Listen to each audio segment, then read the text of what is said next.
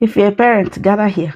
How do you talk about money at home? How do you discuss about money with your children? What kind of conversation do you have around money with your kids? Okay, if this is your first time coming across my video, my name is Oluchi, a mental health therapist and a health coach. And here in my page, we talk about anything that enhances life and social issues. So watch this video and let's discuss about money. I will never give my kid an allowance because I'm not going to reward him for doing basic tasks on a daily basis. You have to take the garbage out. It's a part of life. You have to wash the dishes. You have to clean your room. You have to clean up after yourself. That is not something you get paid for. I also don't want to teach him that you're going to exchange your little bit of time based off of basic tasks for a tiny little bit of money. Basically molding him to be the perfect employee because he's doing basic things for a tiny little bit of cash. What are your thoughts on that clip that you just watched? Do you give your children allowances or not? If you do give them allowances, do you think giving them allowances will make them a perfect employees? Or do you think not giving them money will make them an employer? What are your thoughts around it? The key word here I want us to focus on is a little bit of time for a little bit of money. So time and money. If I understood him correctly, what he's saying is that if you give a child money for doing a little bit thing, you are molding that child to become a perfect employee who would do a little bit of thing for a little bit of money. And when you think about it in the real sense of life, working for somebody will not make you enough money to enjoy life. It will make you money to get by, but it will not make you enough to have the kind of comfort that you want to have, that will make you happy and healthy. And you cannot also build a successful company, a chance of businesses that will make you good money or make you a millionaire, a billionaire by doing a tiny bit. You need to do more in order to expect more. So the key word here is also action. What are you doing? What are you going to do? What are you training this kid to do in order to make this money? All right. Are you training them to do a little bit tiny thing to make tiny money? Or are you molding them to have the resilience and the zeal and the skills they need that is necessary for them to build the kind of company or chains of businesses that would give them time and also give them big money? I understand where he's coming from. You don't want kids to be entitled. You don't want kids to be lazy.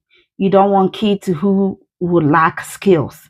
They need to do these things, and you need to ingrain it in them for them to understand that this is what they are supposed to do. These are their responsibilities. It's not a matter of choice. It's not a matter of, oh, you can do it, you cannot do it. It's a matter of responsibility. You need to teach this accountability. You need to teach them responsibility. You need to teach them resilience. You need to teach them, because resilience, they build confidence. They need to build their confidence, and confidence comes from doing. You cannot just build. It doesn't come from anywhere. It comes from what you are doing, the actions you are taking on daily basis. That's where your confidence comes in, and they need to do these things. However, I also know that it's not just about what you tell kids to do, but what you are doing around kids. Currently, I give my kids allowance. I don't call it allowance. I tell them that it is my own way of appreciating them. And the major reason why I'm doing it is to see their perceptions around money, their perspective, their thoughts, and how they handle money. Most importantly, how they handle money, so that I can know how to talk to them about money. It's not just about giving them the money, but what are they using the money for? I want to know. What are they thinking about the money? How do they see the money? Do they see it as something that comes and they just spend it and spend it? What are their perspective? That is why I give my kids money. So let me know.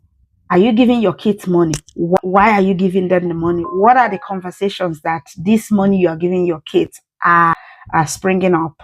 And how are you having these conversations? And if you're older lady who have grown-up kids who are successful and you did not give them money. Tell us how you had that conversation around money, what motivated them to be where they are today, and how you motivated them, how you contributed. I'm not just also giving my kids money.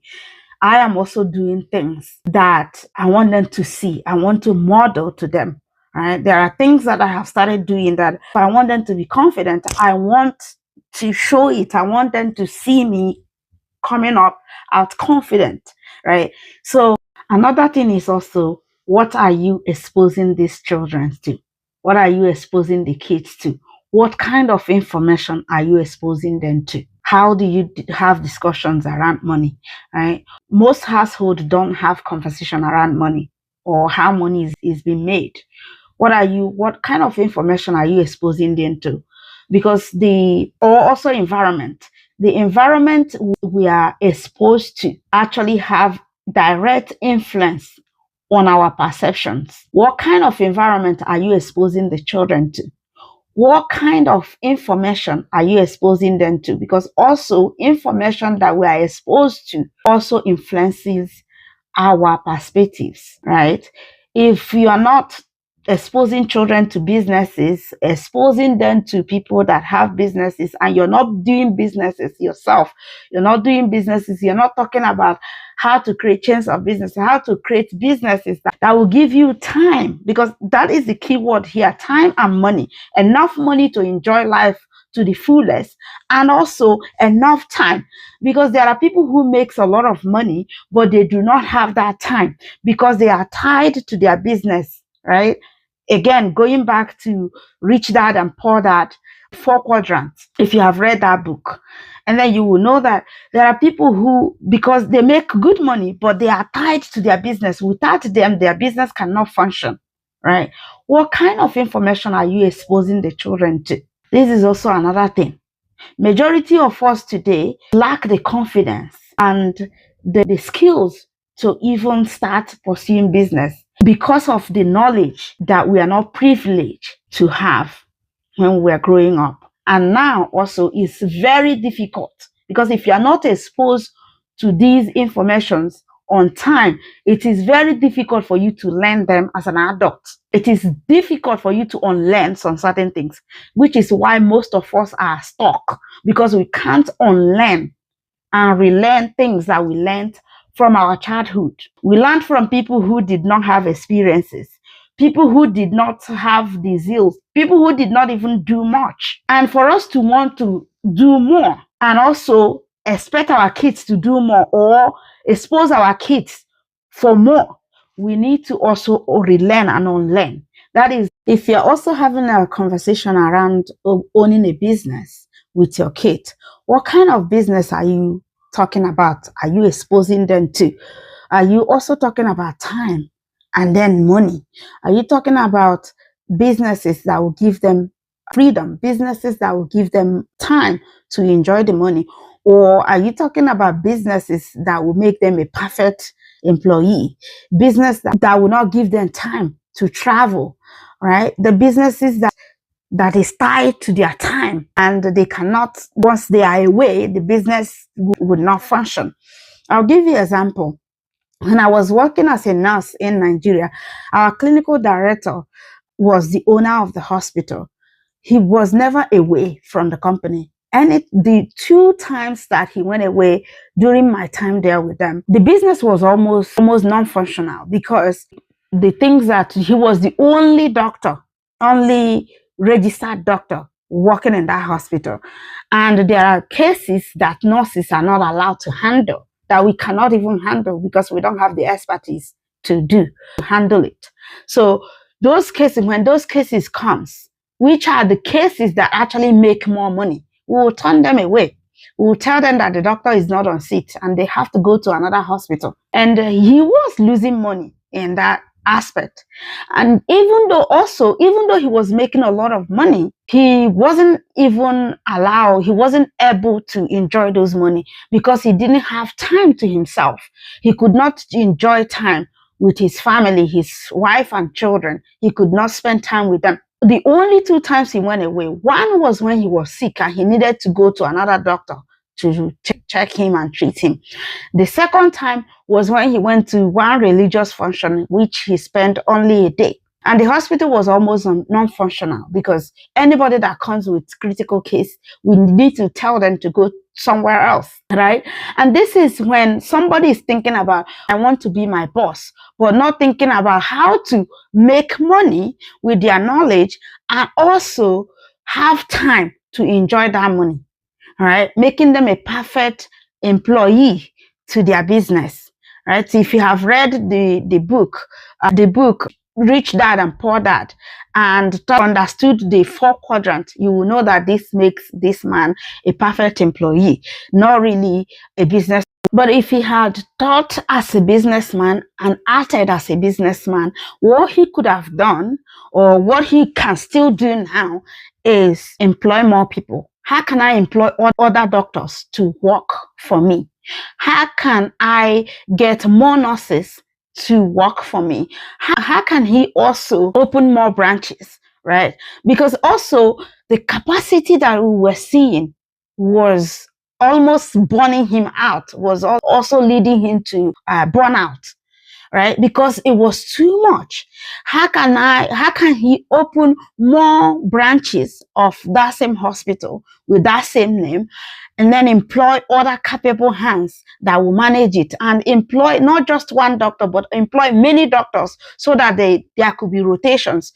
Because in the middle of the night, I tell you, when this man is sleeping, if we have emergency cases, we would go and wake him up because he was living in the hospital premises, right? He just built his house around one corner of that hospital premises. And so because he could not live far away from his hospital, because he understood the time and the patient life. The more time you waste, the more people die, right? So he lives in the premises. But when we have emergencies at night, we have to go wake him up.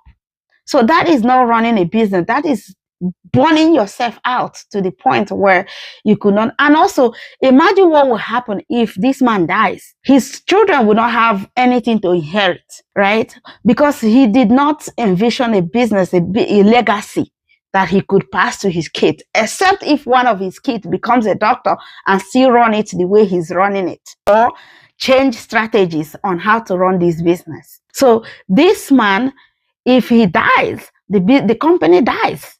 The business dies, except if one of his kids will become a medical doctor and take after him and take over the company. So that is not a business. When you're also having these conversations, give children books that will enlighten them on this topic, right? And also have this topic, have these conversations. That's why I told you that I don't have a company, because my company is also tied around that. And I know why. It's not because I don't have the knowledge. I know why. I know my limitation. There are things limiting me from doing what I have to do in order to have that freedom that I have, that I want, that will make me a business owner. Thank you so much for watching. I deeply appreciate your support.